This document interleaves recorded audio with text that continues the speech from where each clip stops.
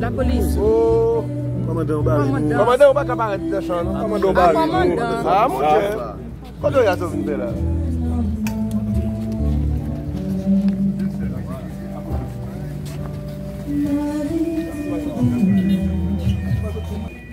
Il va déposer une gerbe en mémoire du président Jovenel Moïse, qui sera suivie de la sonnerie aux membres du gouvernement, Monsieur le directeur de cabinet du Premier ministre, Mesdames, Messieurs les secrétaires généraux, Mesdames, Messieurs des grands corps de l'État, Mesdames, Messieurs les directrices générales et directeurs généraux, Monsieur le commandant en chef des forces armées d'Haïti et les membres de son état-major, Monsieur le directeur général de la police nationale d'Haïti, les membres de son état-major, Mesdames, Messieurs, les membres des grands corps de l'État, Mesdames, Messieurs, les grands commis de l'État, du corps diplomatique et consulaire, Mesdames, Messieurs, cadres et fonctionnaires de l'État, Mesdames, Messieurs, en vos rangs, titres et qualités, chers compatriotes, il y a exactement un an, date pour date, depuis que le président de la République, Jovenel Moïse, a été lâchement assassiné à son domicile par des individus qui ont choisi délibérément de porter un coup terrible à la démocratie haïtienne. Ils ont prémédité la mort d'un chef d'État, pratique d'un autre temps, que nous pensions complètement révolu. Le peuple haïtien est en deuil. Et cela nous oblige à nous plonger dans un profond questionnement. Comment des individus qui portent en eux un brin d'humanité ont pu froidement concevoir une telle atrocité? Comment ont-ils pu prendre le temps de se concerter ou dire un tel complot macabre? Les membres de sa famille, ses amis, le peuple haïtien se demandent encore aujourd'hui pourquoi. Pourquoi cette barbarie? Pourquoi cette haine et cette folie meurtrière?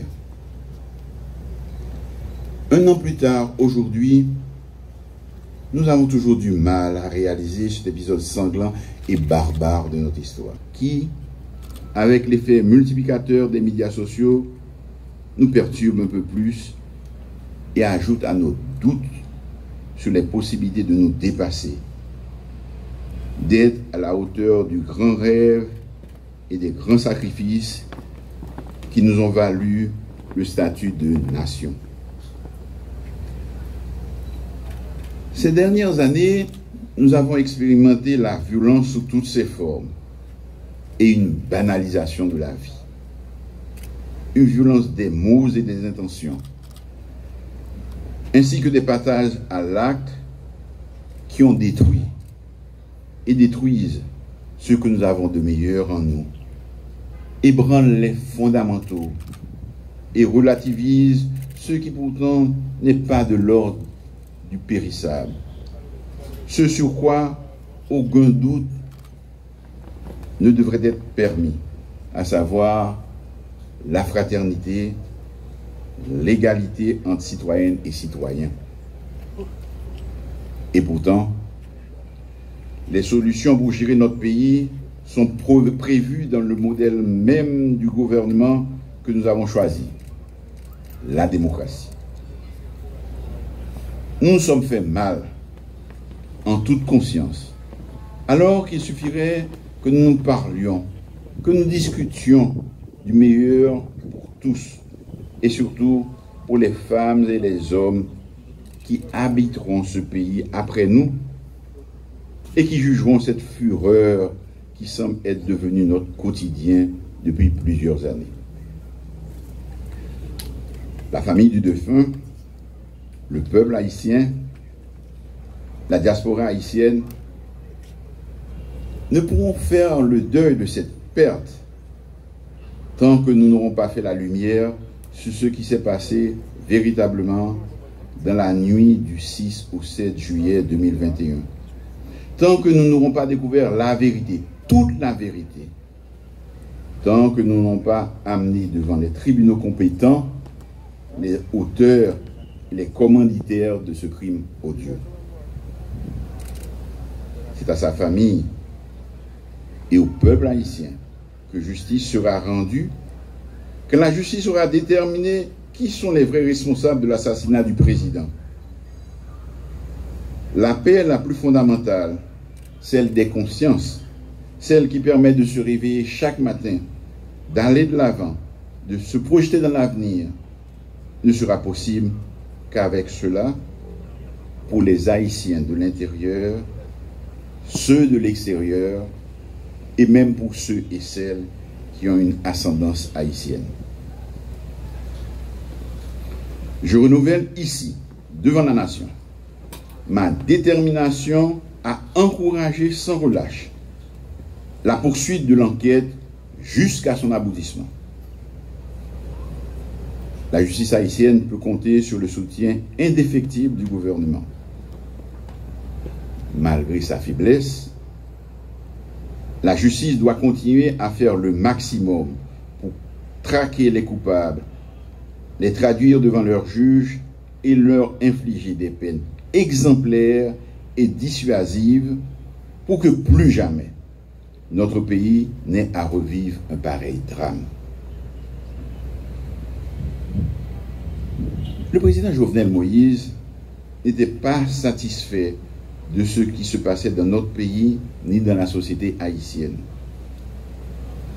Il voulait que cesse cette violence aveugle qui fait trop sang couler, qui mettait trop de l'eau dans le jet, qui fait trop de victimes, trop de kidnapping, trop d'actes, brigantailles, gang capsimé la terreur dans tout le pays. Il voulait que les Haïtiens se réconcilient entre eux. Il voulait une autre Haïti. Il voulait changer les choses et insuffler d'autres valeurs à notre jeunesse et surtout faire en sorte que l'on fasse de la politique autrement. Mes amis, ça ne va pas continuer comme ça. Nous devons donner la vie chrétienne vivant plus valeur. Ça, c'est une règle essentielle si nous voulons continuer à vivre ensemble, si nous voulons vivre tant qu'un monde et tant qu'une nation. Les arrivées, nous ne pas qu'à faire comme si nous pas ouais. L'île pour nous comprendre, développement, c'est résultat investissement. Investissement dans le monde, investissement dans la jeunesse noire, investissement dans la stabilité et sécurité. Sécurité pour tout le monde, dans le cadre d'une démocratie progressiste, où tout le monde a les mêmes droits.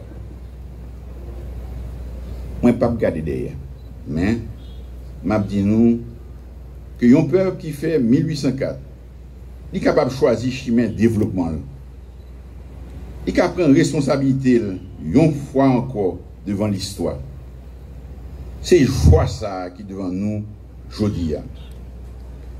Je vous le dis, parvenir à maintenir durant 2 siècles de précarité, de sous-développement et d'insécurité en dit long sur la nature des forces opposées au bien-être du peuple haïtien. L'ennemi est historique, l'ennemi est fort. À nous de nous en convaincre et de prendre courageusement la décision de rassembler nos forces, nos intelligences, nos volontés, afin de mettre Haïti sur la voie du développement. Nous pouvons le faire, nous devons le faire.